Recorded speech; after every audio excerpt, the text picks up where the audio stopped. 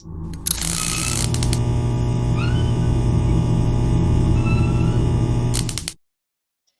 judgment, just raw and unfiltered answers. Starting now on the He Said What show with your host, Simply Bree.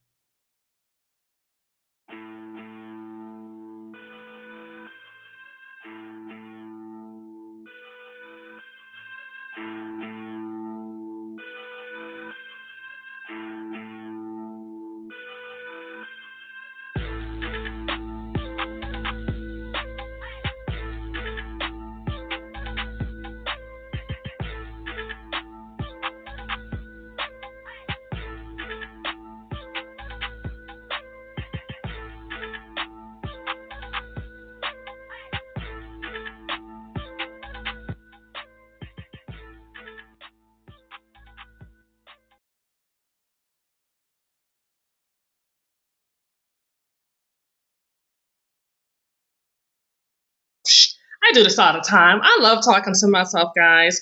Welcome, welcome, welcome. Thank you so much for joining. You have tuned into He Said What with your host, Simply Bree.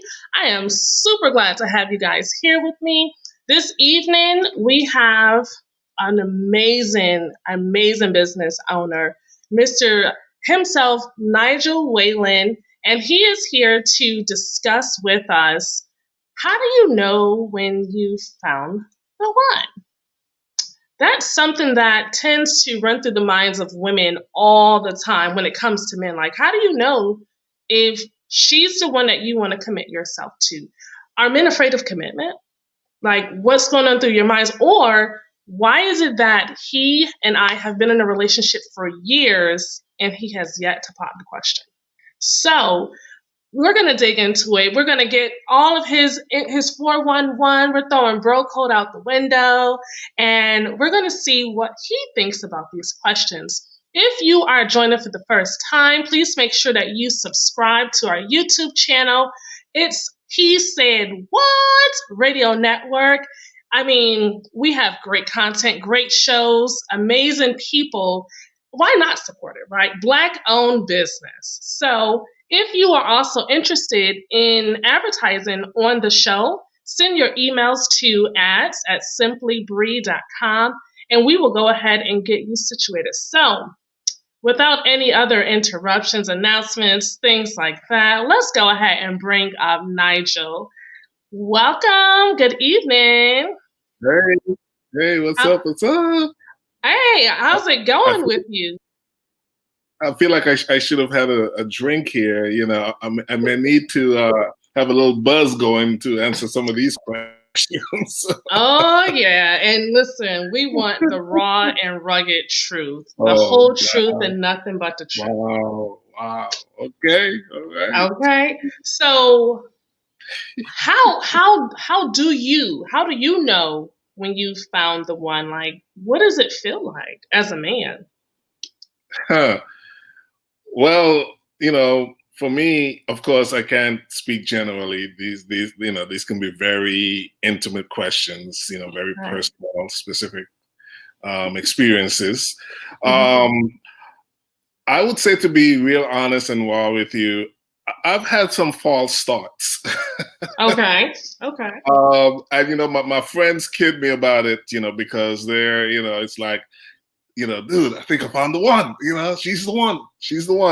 And after a while, they're like, yeah, right. Yeah, she's the one, right? It's like they don't even pay me any attention anymore. You know? So yeah, I have to admit that, full disclosure, I've had some false starts. I had some misfires. So, misfires. So men generally, you guys have these type of discussions. It's not just us women. Okay, so that's good. That's good. For sure, now, do your male friends typically encourage, you know, this type of activity, or do they encourage the whole single life?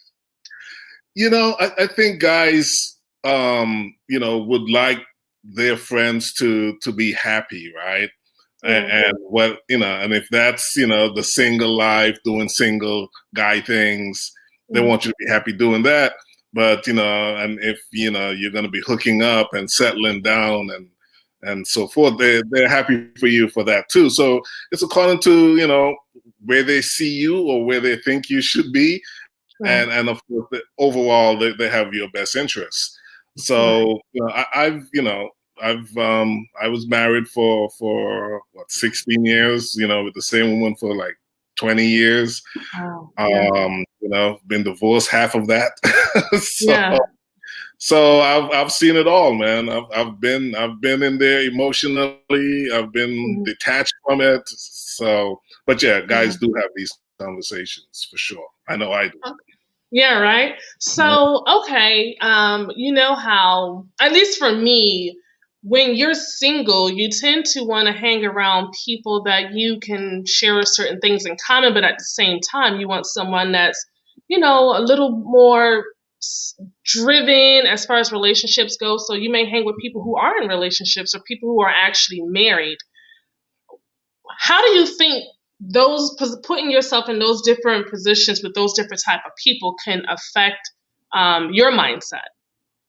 Oh yeah, definitely. I think you kind of get that pack mentality.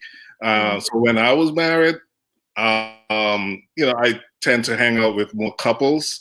My wife did not particularly care for me to be hanging out with the single guys.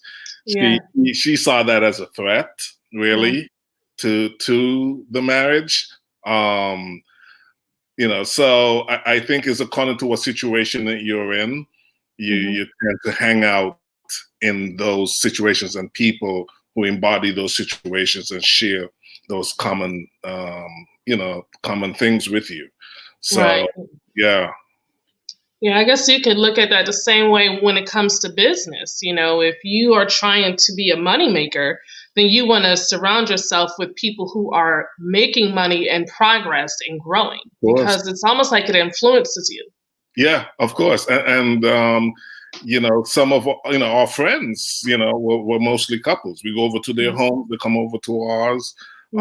We will counsel each other, and so yeah. But I wanted to go back, real quick, because I don't know if I answered your question specifically about how do you know when you found the one. Found the one, okay. Yeah, because I kind of gave you like what my misfortunes have been. Right. But I think guys do know, and sometimes you think you found the one, and you get all those feelings, and those boxes are being checked off. That's what we commonly say. She checks this box, checks that box. Right. But then that 80-20 rule kind of thing, you kind of get into that mentality, and but guys know, and then I know when I found the one. May not be the perfect one, right? But I can tell, and my behavior acts accordingly. I will tell you that. Okay, so elaborate on that. When you say your behavior acts accordingly, how does it change? Yeah, because it's like there's value now. You see, value in that person.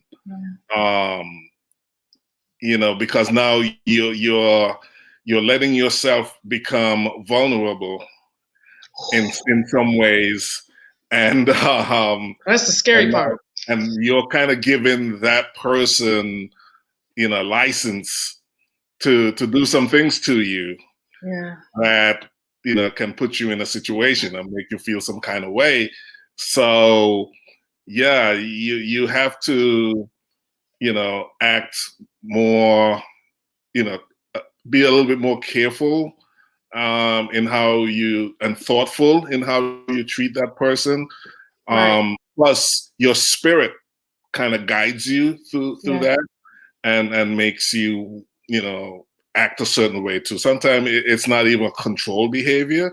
It's like the spirit in you takes over, and you just you want to not only impress that person, but you really want to be with that person and blend with that person. And so I think just naturally your behavior adjusts and adapts to that too.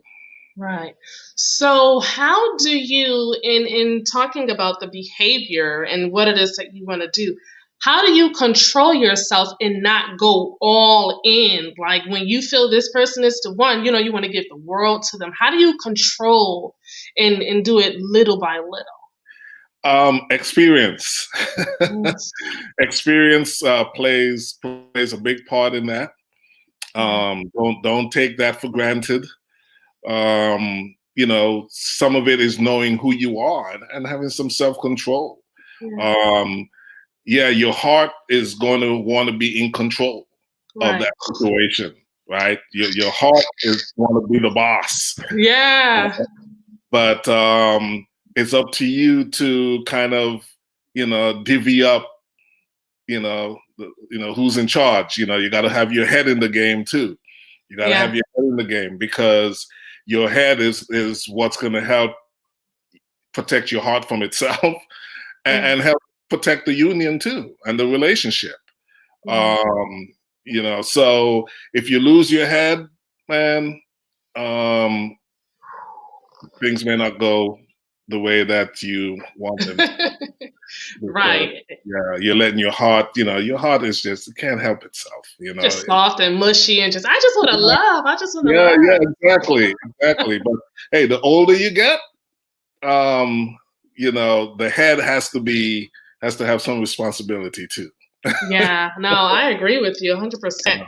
And the same thing goes with vulnerability. Like you have to have some type of control over that as well, or you can find yourself caught up in your emotions, and everything that you have going on will just, it can go out the window just because you're super vulnerable. You're giving yourself 100%, and you don't even know if this person is actually the one. So right. And that's where things can, again, account to where you are in life, I'm a 53-year-old man, right? So, decisions that I make in that area can have consequential impact on the rest of my life.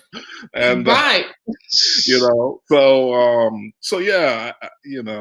for me, it's more crucial. I think I made mistakes when I was in my 20s, right?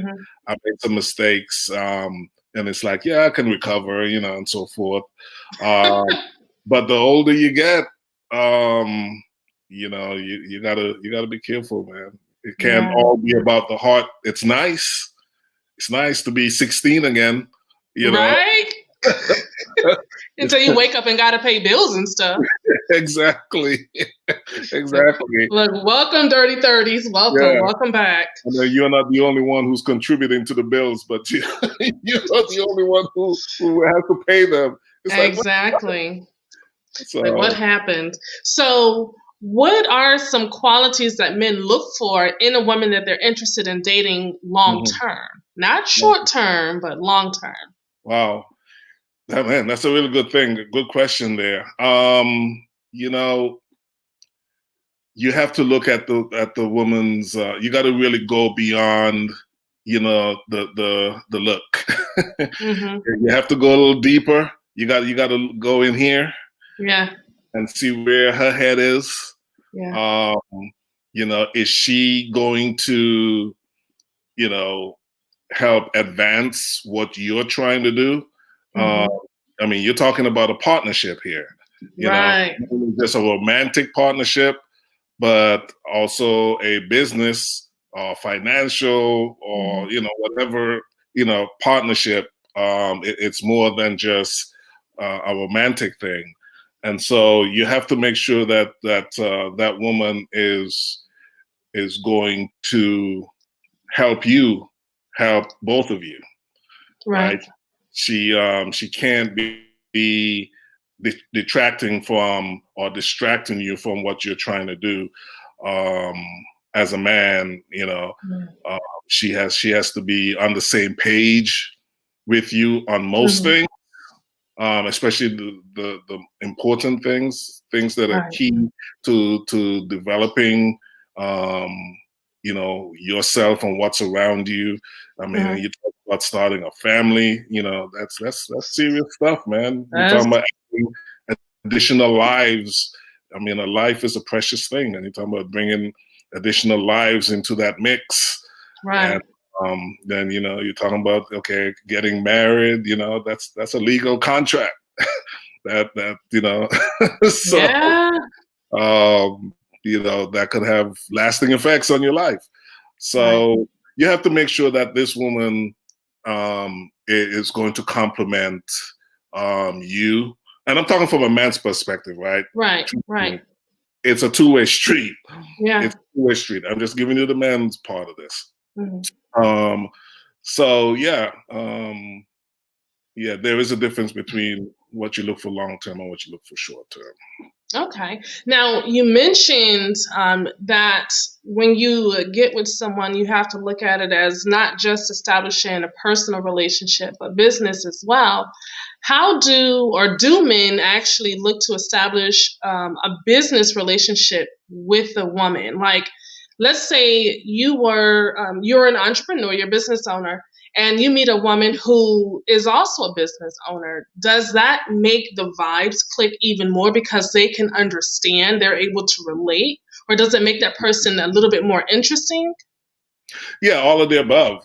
Clearly, if that person is already of that mind, then a lot of hurdles have already been overcome. Right.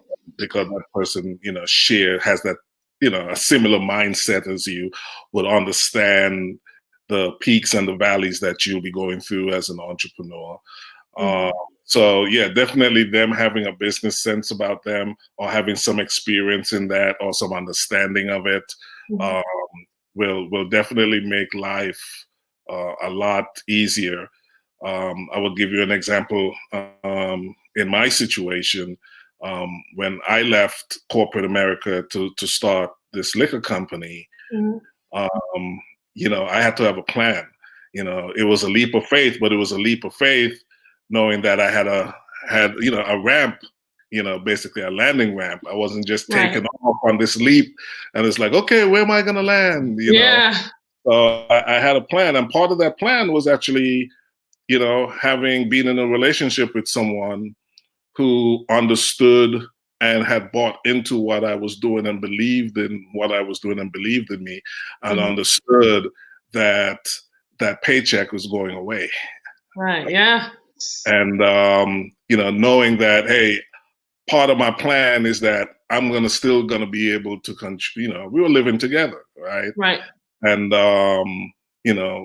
that I'll still be able to contribute to some of the bills, but probably not all of the bills, and not at the levels that I was previous to that. And, and of course she understood that, she was in a position to where she was able to take up that slack, and, was able to take that off of my mind, so I can focus on creating this very intense business in a very intense industry. And so yeah, fortunately I had a partner who was, in lock and step with me so I can get that done. So there was no conflict there. That's a big deal. I hear people complain all the time. They can't get a step forward because they're having to battle, what's under the same roof with them. They're just being, I wouldn't say held back, but they're just not able to do things that they're able to do because they don't have that support. Right. And, I was fortunate enough to have that. Yeah. Now that's very important. What I find, especially like with me trying to do the whole dating thing, what I find is that a lot of the times men are tired of women wanting to know what can they bring to the table. Like, I want this, I want vacations, I want expensive purses.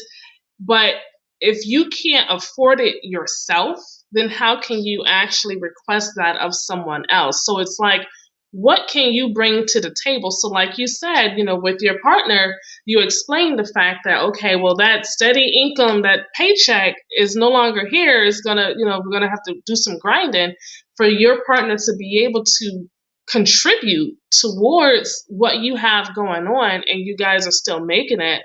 Yeah. That's ideal. That's what, you would want in a relationship, especially when you have a business. Yeah, and you have to know the the value of money, really. You know, why, would I go and buy an expensive buy her an expensive bag or expensive pair of shoes? I will tell you, Christmas, birthdays, I was warned by her not to do anything crazy or stupid, right? For her, right? It's like there's gonna come a time, and this was something that she repeated over and over and over. You're gonna be able to do this. Do what you're doing now, right? Make sure the water bill is paid. Make sure that the cell phones are still gonna be on. Contribute to buying some groceries or whatever. Paying, put some money towards the rent. Don't be out there buying me stuff that you can't afford, right? Wait until you can afford it, and how you're gonna be able to afford it is when you build this multi-million-dollar company. Right. Hello. Right? So I had a woman who had that maturity and that understanding, and when she want to get her hair done, she does. She has money to do her own hair. She has all money to do her own nails, right? And so forth. She's not expecting me to pay for that stuff, right? But there's still an expectation. Hey, rent's coming up. You got yours for the rent. Whatever that is, and and it doesn't matter what the rent is. If it's $20 towards the rent or $200 towards the rent, in her eyes, it was the same thing. Right. Yeah. Yeah. It didn't matter whether it was $20 or $200, right? Just as long as I was doing something, and she saw me working, and she saw me trying to get where we want to go, but also contributing. So it was very selfless on her part. But I think some people need to hear that. So speaking of selflessness, what are some characteristics that might actually be a deal breaker for a man? Something that you're just not willing to tolerate. The opposite of that. Selfishness. Yeah. To me, man, that's one of the biggest thing, man. If you're self-centered, thinking about yourself and all that stuff, that's to me, you're not gonna get far with me on that. Yeah. I would say and I'm trying to think real quick. I'm thinking on my feet here of deal breakers. I mean, there's some other stuff, but I would say that's a big one, man. That's a big one. That goes to the type of individual. Kindness is one. Right. Kindness towards others.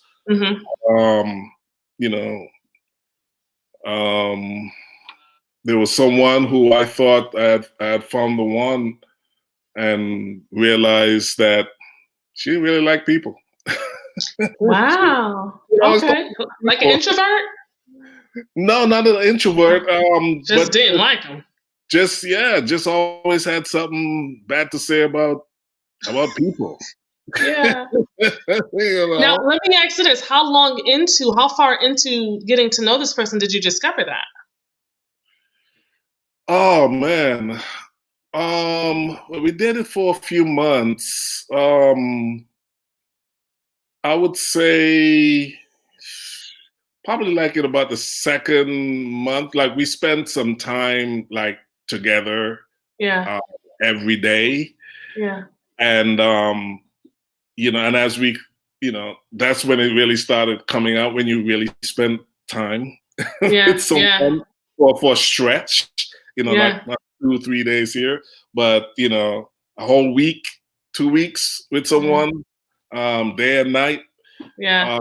I think you really get to see under the, what's laying under the covers. It's like, I don't really like this car. No, this is not gonna work here. That's funny. Yeah, and so It's true. I mean, it's real. yeah, absolutely. But deal breakers, man. I could only tell you what mine are, but yeah. If you're all about yourself, then it's not gonna work. Mm-mm. I just said, nah, we can't do that. Hey, I'm with you, 100%.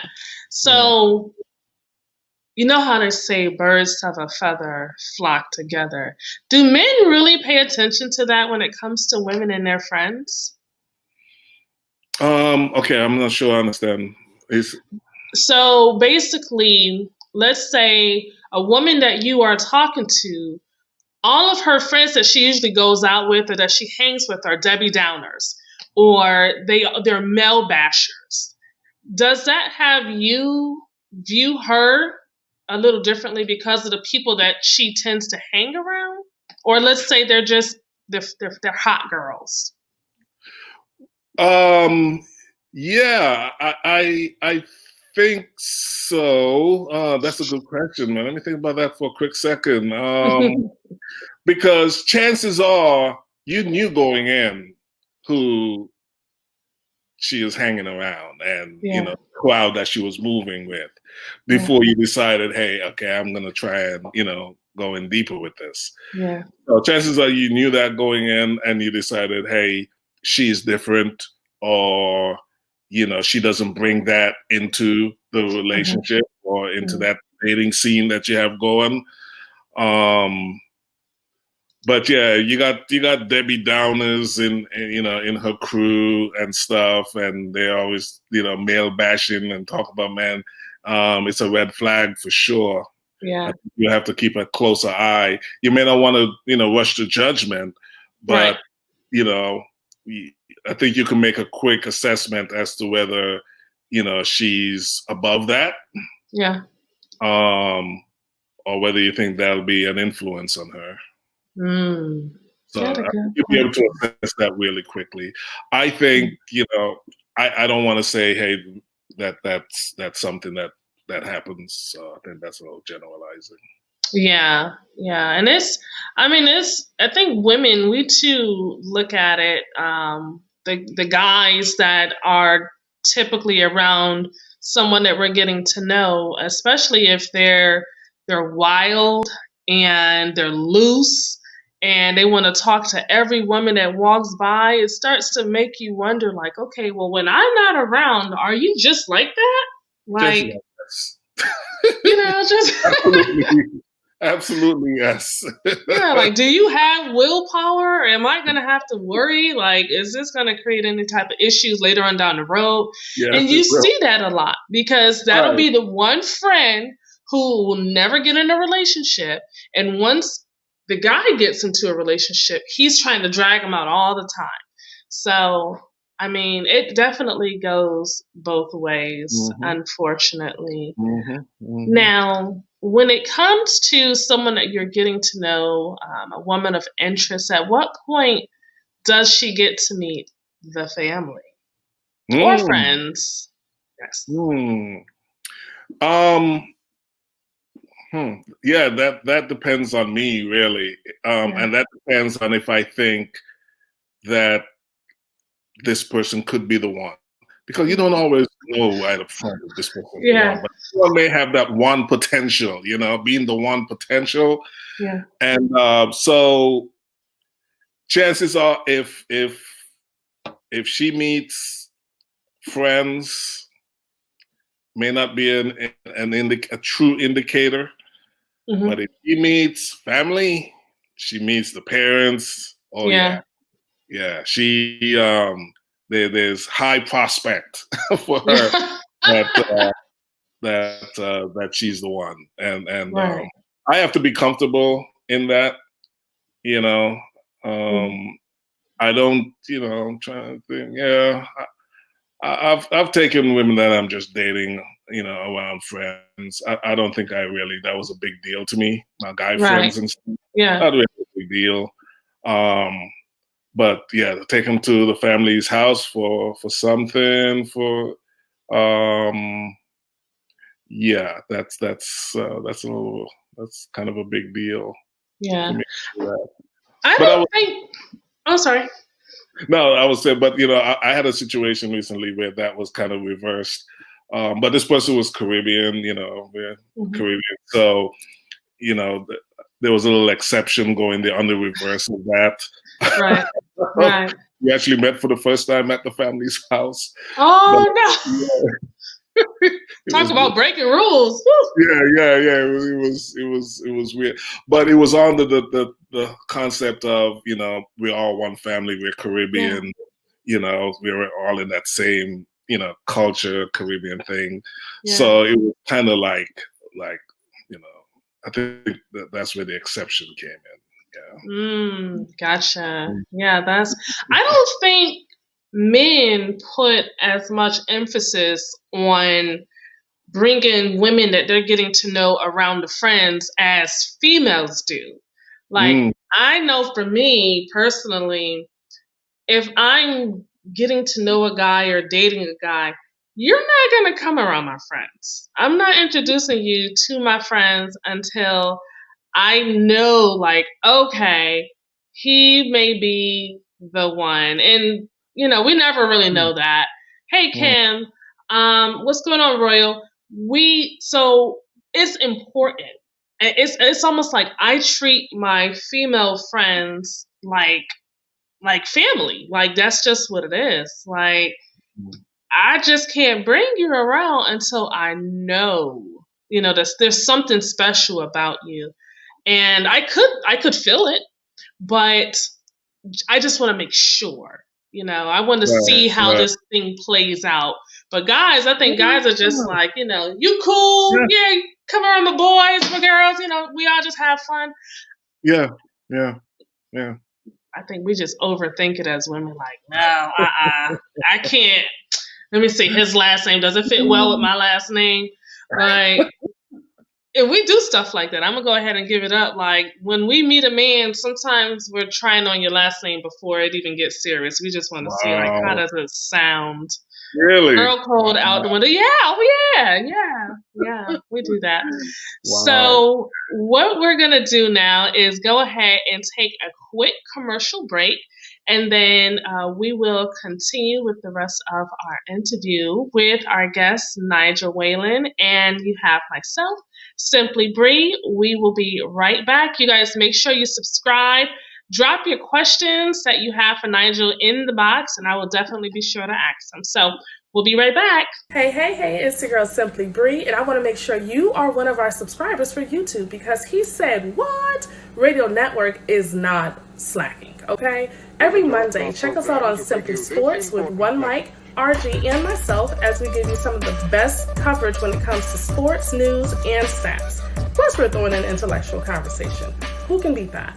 Tuesdays, He Said What? Radio show with myself and one special guest where I'm giving you what men think from their own perspectives. And then Wednesdays, we have the Truth Serum with myself and two special invited guests where we are bridging the gap in communication between men and women. Make sure you guys subscribe to our YouTube channel. We look forward to seeing you. All right, we are back. Welcome back, guys. It is the one and only Mr. Nigel Whalen. Yes, and tonight's topic is, how do you know when you found the one? So, from the beginning, I love how you said false starts. There are sometimes false starts. At what point do you realize that I thought this person was the one, but no, they're a little crazy. Like, they're not the one. At what point? Yeah. Like, does it take them doing something out of the ordinary, or? Yeah. Sometimes it takes them doing something or saying something. Maybe it's a combination or it's a series of the same things, and it's like, and even whether you bring it to their attention or not, you kind of put that as, okay, that's a behavioral trait that Yeah. you have. You know, sometimes it just organically fizzles out, and it's like, Yeah. well, I guess that wasn't the one. Yeah. You know, you It was don't. fun while it lasted. While it lasted, it just kind of just like fades away. Yeah. And then sometimes, you kind of make that conscious decision that, Mhm. we can be friends, but Mhm. That's about so it. yeah, it just depends on what's going on. I've had it come from all angles. Mm. Like I said, I had a few misfires. Not too many though, not too many. But and then some of it wasn't even, like one specifically wasn't. I don't think it was anybody's fault. It was, it was distance Yeah. that Ooh. affected that. Distance is the silent killer right there, boy. Because you Yeah, think that you can do it until you actually in it, and then you like, I am not built for this. Like, this yeah, ain't gonna work. yeah, yeah, yeah. So, Yeah. what do you think are some things that we as women stress over that aren't really big deals for men? Like the number of children that we have, or the type of job that we work, or where we live, or the kind of car. What are some things that you think women just really overanalyze? Hmm. I don't want to come across as, making you guys seem very frivolous with stuff. You know, um, Hmm. I think you guys, a couple of things you mentioned. One of them being, like with kids, Yeah. um, there's a specific amount, or but then you have reasons for that. There are Right. biological reasons for that, and timing Yeah. and so forth. Mm. That we don't really have to worry about. Right. Um, that's I'm kind of trying to tread lightly here. I see. You're like tippy toe, tippy toe. But of course, everybody knows the general common things. It's like, hey, for me, Hmm. the makeup thing. Hmm. I think women kind of go a little bit overboard with that. Yeah. Um, I think a lot of it is unnecessary, really. Mm. Uh, but there may be some guys who like women, all out there, Yeah. painted up and beat up, and all that, Right. Yeah. turns them on. Yeah. So again, it all depends on the guys. But for me Gotcha. personally, I think women sometimes spend too much time on makeup and so forth, and Gotcha. yeah. Okay. Okay. So Kim, look, we're gonna help you out here. We're gonna get off of that topic. Kim says just because you and your one grow apart, that doesn't make it a misfire, right? Um. Hmm. Well, I consider misfires because they didn't end up being the one. So if Mm-hmm. I mean, if you grew apart, it doesn't mean it has to be anybody's fault, but Mm-hmm. the fact that it didn't lead to a long-term relationship that may, if you're in the marriage thing, if didn't go there, I consider it a misfire. And maybe again because of my age, really. Mm-hmm. Um, you know, so when he said the one, I'm thinking that's the one who's going to be with you for 10 plus years, if not Yeah. more. Yeah. That's what I consider the one. If Mm. when I find the one, I want to be with that one forever. I'm Right. Yeah. not that kind of guy. I'm not that guy I'm with the one until my taste, or until I'm through that phase. Right. Uh, Yeah. so again, sometime the misfire isn't really on anyone specifically. It can be, but the fact that you're not with that person but you spend some time with them and, whatever, it didn't work out. I see that as a misfire. Right. Have you ever went back to someone that you were once in a relationship with and it didn't work out just to see if you guys could give it a second chance? So that's going back to a misfire. Yeah, and then that's a double misfire. And that's one of my weaknesses, right? I tend to want to do that. I don't understand why I'm like that.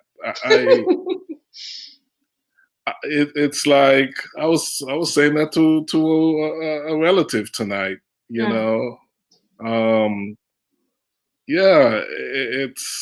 That's me. I have that tendency for some reason. It's like, hey, let me try that again. There's some comfort and familiarity there. Right, that's what I would know think. what kind of crazy that you're bringing into the house when it's something new, but you know the crazy that you had there before, so maybe you can make some adjustments and right. But that's an Achilles heel for me. I need to stop that. It's like there's a reason why they're an ex. Yeah, that's what my mom says. She says, anytime you think of going back to an ex, remember why you left them. Why you left them. Yeah. But, and this is us in our head. Like, we're like, oh, but people change and they grow and, they get better at things. And then it's just, you thought that they changed and you thought that they grew. And in reality, you in your head was covering up what it is that they were really doing. And you were pacifying it and making it okay. And you were adjusting to their flaws or their issues. So, wow. So, and a thing too, I think with me is like, if I feel like it was my fault, then I'm more open to going back. If I felt that whatever that breakup was I'm the one, it was my fault. And I felt like, okay, I've grown since then. Right. But I see a real interesting comment on here from yes, Kim. And I don't know if I like that, Kim. That's you don't Kim date said, more. It's like, wow, that's Kim says, I already had my one. We grew apart, so now I don't date anymore. If you knew you had your one, there is no point. Wow, I don't know if I agree with that. There could be more than one. Yeah. I think so. I think there's more than one. And hey, and if you had your one and it was great, but then it faded. I don't think it's game over. Yeah. You gotta just keep trying. Yeah, but it sounds like Kim just gave up. Kim threw in the towel. You can't throw in the towel. Yeah, man. I was having a discussion with someone a couple of weeks ago, and I said, okay, so if you ever find your soulmate, what are you supposed to do with them? Do you get into a relationship with them? Do you remain friends with them? Do you just enjoy the feeling that you finally met your soulmate? Like, what do you do? I need to read up on what a soulmate is. Yeah. I don't know. I don't think half the people really know what their soulmate is. I mean, what do you see as a soulmate? Tell me real quick. Well, I don't know if it's just good sex or and weed or something, but it's just, maybe it was just a good bag of weed. I don't know, but it's like that person when you're around them. It's just like the energy just sparks. Like you don't even have to talk, you don't have to touch. Just being around them, it's just that comfort, that soothing feeling that nothing can go wrong. And even if stuff does go wrong, you still find a way to get through it and talk it out. And, and then of course the intimacy is just explosive. It's like an out of body experience. Like I said, it could be the Mary Jane too. I don't know. But, it's just, it's like you don't want to go without that person, but you're okay being without that person at the same time, if that makes sense. It's Yeah. just like your spirits connect when you're near each other. Right. Yeah. I have to kind of search and see if I've come across someone who. No, Don't double back and double misfire. I know. I mean, there was I had a relationship with someone that that person, we just got along. Mm-hmm. I can't. I think the only time we actually had an argument is when we broke up. Goodness. And then some harsh words were said. Not even after we broke up. But during that relationship that went for almost 2 years, I don't think we ever had one argument. It was always happy times. Yeah. Around that person, and that was post divorce. So maybe I was just drawn to that person because I was just looking for happiness. Right. But so I guess I guess I could say that person, and we get along great, to this day. But I think that's in part because that person was just a super cool human being. Yeah. Very, very good person, very good human being. So I think that played a lot into that. So you kind of had two people kind of on that same level, Right. But yeah. So I guess that's the closest thing I came to a soulmate. Yeah. Okay. So when you find someone that you're interested in, how do you express this? Like, how do you let her know, hey, I'm interested in you? Attention. You just pay that person attention. Yeah. You try not to overdo it. But you just let that people know that they're being thought of all the time. Right. They know that you're the last thing on your mind before you go to bed. You're the first thing when you wake up. They know your schedule. There's just so many ways, and it just comes easily. It comes naturally. It doesn't feel forced. You don't even have to think about it. Right. That's where that spirit inside you just like takes over and talks about you that. Just want to do it just because. Yeah. So you just you're just finding ways to be around that person. Yeah. And that person, they'll feel it. They'll know that they're the center of attention in your world. So yeah. Okay. Now, speaking of center of attention, because this happens all the time, if a guy friend of yours hits on a woman that you're talking to, and let's say he doesn't know you're talking to her, but you and her know that you guys are talking, are you looking for her to say something to him about it, or are you going to say something? I shouldn't have to say diddly. I shouldn't have to say shit. She needs to take care of that. Yeah. Yeah, that doesn't even need to stress me out. Yeah, and that let me know if she's real or not. Right. That goes to character. That lets me know who I'm dealing with. Yeah. Yep. That's very important. It's so funny. When I was dating my ex-husband, I used to always go to this gym and work out. And I knew all the guys in there. They treated me like I was a little sister. And then the one day that I bring my ex-husband in there to work out with me, now everybody want to be extra Philly, touchy. And I'm like, what is giving me a hug and kissing me on the cheek? Now I got to get into an argument in the parking lot because I got dudes like, oh my gosh, it was. Oh, I think we froze up. Did we lose the connection? Can you hear me? Hello? Hold on. Let me see. Okay. Hello? Oh no. Hopefully you come back. I'm here. Okay. So I think we lost the connection.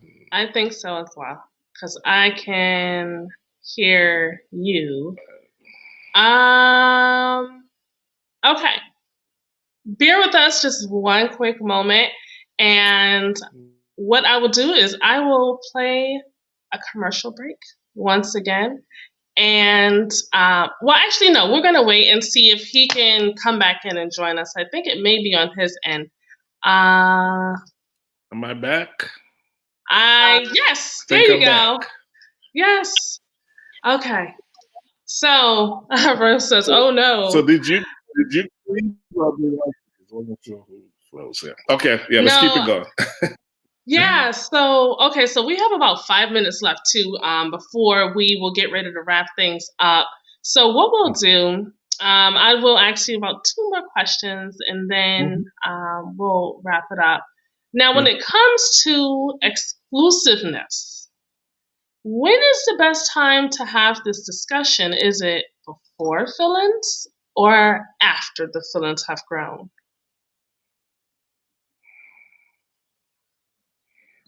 I think it's appropriate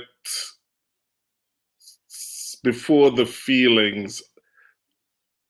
After the feelings have grown, it would be, of course, obvious. Yeah. But it would be nice to have that down before, from a man's perspective. Before the feeling. I know if I'm giving you my time and I'm paying you attention and I'm letting you know that I'm into you and this could be a long-term situation, I'm pretty much wanting to have you exclusively, Right. especially if I know. So that's where communication comes in, you know, because if I feel like, man, you know, this has potential, you have potential of being the one, you know, I'm gonna let my feelings know pretty quickly that, hey, I want us to do this exclusively. Right. And the opposite of that, if you know, if this is just a loose, casual dating thing, you know, I'm gonna let you know that too. And I think, again, honesty, communication comes in. It's like, hey, we're dating, you know. I don't think I have to come out and say, hey, this is not exclusive. I think that's naturally, you know, right. We're growing, you know, I'm going to see other people, you see other people, whatever. Right. But I think you should have the maturity to at least have that, you know, let each other know without actually saying, hey, that's what we want to do. Right. But I would say if you want this to be something serious, from a man's perspective, from my perspective, I'm gonna let you know that rather quickly. Right. Yeah. Okay. That's perfect. Yeah. Communication is the key. It's the sponge. It's the glue to everything. Communication. Transparency is another thing. Being forward. I don't think being forward can be considered something bad, unless you're someone who cannot accept it. I also think the delivery as well, with the transparency and being forward, plays a role. So, final question. Does age matter to men when it comes to dating an older versus a younger woman? So, according to how old you are. So let's say, okay, you're in your 50s. Let's say dating a woman who's in her 30s versus dating a woman who's in her 60s. Yeah, so chances are I won't date a woman who's in her 60s. It's like, what if she looks young though, like Angela Bassett or something like that, or Halle Berry? Me being in my 50s, I won't be dating an older woman. Now, I won't. Now, I can say that because when I was in my 20s, I married a woman in her 30s. Oh, okay. Right? Okay. When I was in my 40s, I dated a woman who was in her 50s, 10 years older than me. Yeah. Both of those situations. So I've been all over the board, because when I was in my 40s, I also dated a woman who was in her 20s. Right, right. The issue that I have now is if I'm dating a woman in her 30s, I have to be careful because she may want something that I'm not ready to deal with. I raised my kid already. Yeah.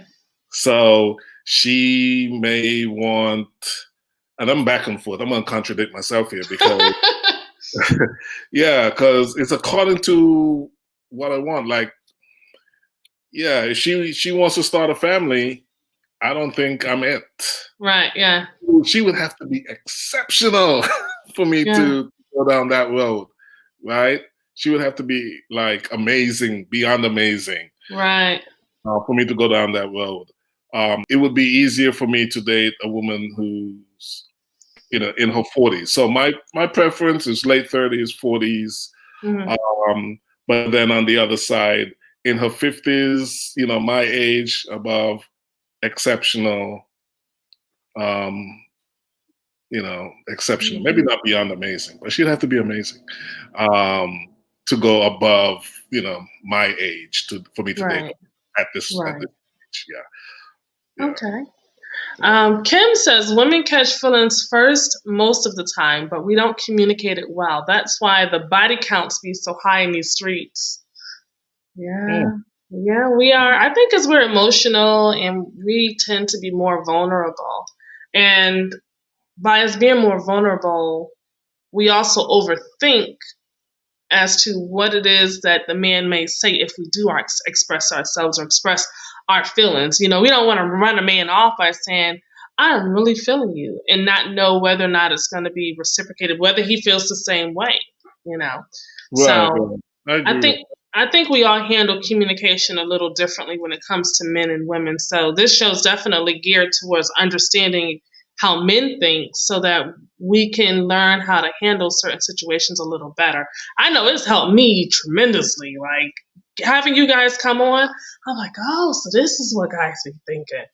Yeah, it definitely helps out. So Nigel, let them know where they can find you. What do you have going on? How can they support what you have going on? You got the floor.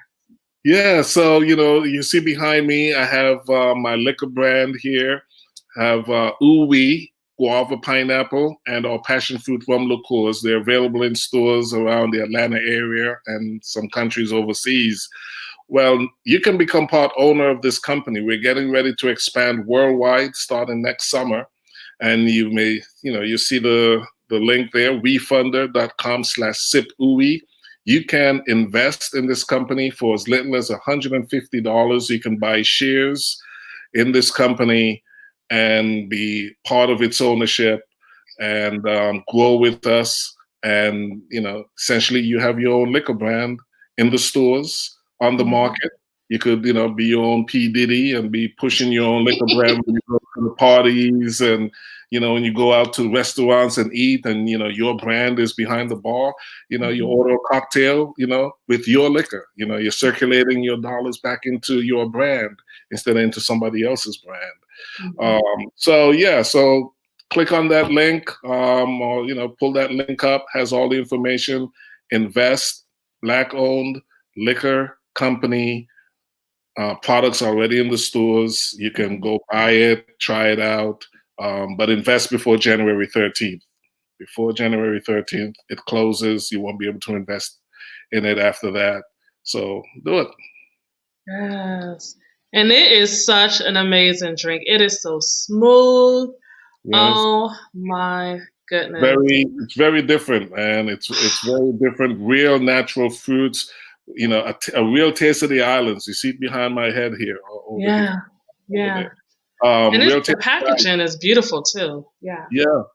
And we're changing the packaging, by the way, when we launch it officially launch it in the summer, next summer. So that packaging is going to become a collector's item. That was our test packaging, our test run, market test. And so, get your hand on those bottles, hold on to them, because that was the first production run of this brand. In 10 years, it'll be something completely different. You'll be saying, hey, I remember 10 years ago, Yeah. I put $500 in this. I own shares.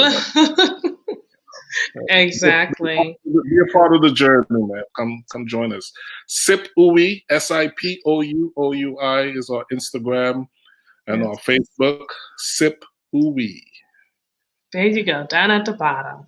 Yep. Nigel, it's been a pleasure once again interviewing you. I think this is my second interview with you. Yes, so it has been such a pleasure. Thank you so much for joining me this evening. I'm already following Sip Ooey, and like I said, I'm definitely going to look into investing because it's a win-win. Like it's a great product, and you're just an amazing person. You're an amazing business guy. You're definitely on the grind. I see you all the time, everywhere. If you guys are in Atlanta, you've seen him several times, everywhere. So, and I'm coming to a city near you, or coming to your city. Yes, that's what we're trying to do. So, you're taking the party worldwide. That's it. That's all I need. Yeah. Well, we are going to go ahead and wrap this show up. Thank you guys so much for joining us tonight. Make sure you come back tomorrow for the Truth Serum with myself and two specially invited guests. Make sure you subscribe to the YouTube channel. It's He Said What? Radio Network, where you will find all of our shows, past episodes, and upcoming episodes. So until then, you guys have a good night. Bye-bye.